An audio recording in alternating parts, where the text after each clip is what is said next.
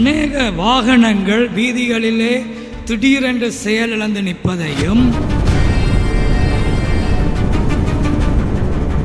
விமானங்கள் பறக்க முடியாமல் செயலற்று போவதையும், டிராபிக்கிலே நிறைந்திருப்பதையும், வேலைகள் குழம்புவதையும், இதுக்கு ஒரு சவாலாக இந்த காரியம் நடக்கும். நம்பி நீ ஓடுகிறாய் என்று கேட்பார் உங்களை பார்த்து. 26ஆம் ஆண்டு நாங்கள் ஆண்டவருக்குள்ளே இருந்து அவரை முதல் விசுவாசமாய் வைத்தால் மட்டும்தான் இந்த ஆபத்துகளுக்குள் இருந்து தப்பித்துக் கொள்ள முடியும். அநேக வாகனங்கள் வீதிகளிலே திடீரென்று செயலிழந்து நிற்பதையும்,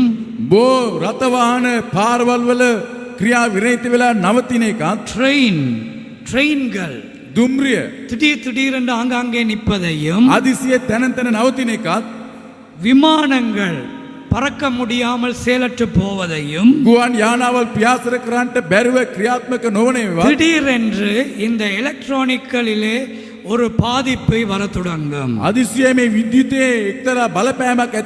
இதிலே ஜனங்களுடைய வாழ்க்கை முறை பாதிக்கும்.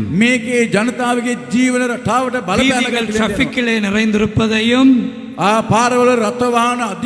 வேலைகள் குழம்புவதையும், வேலை நேரம் என்று கடவுளை மறந்து ஓடுகிறார்களே. 8 மணிக்குண்டா 7:30 போயிருவான். கடவுளோட ஊழியம் 9ண்டா 10, 11, 1 எங்கட விருப்பத்துக்கு தான் கடவுள் எல்லாம்.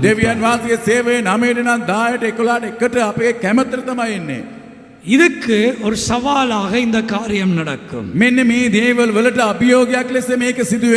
உங்க பணத்தை நம்பி ஓடுறீங்களா? உலகம் என்று உலகத்தை நம்பி ஓடுறீங்களா? இல்ல என்னதான் முதலிடமா வைத்து நம்பி ஓடுறீங்களா? என்னையா நம்பி ஓடுறீங்க? விசுவாச கருதுவானே தேவியான் யாரை நீங்கள் விசுவாசித்து போகிறீர்கள் என்னையா நம்பி நீ ஓடுகிறாய் என்று கேட்பார் உங்களை பார்த்து.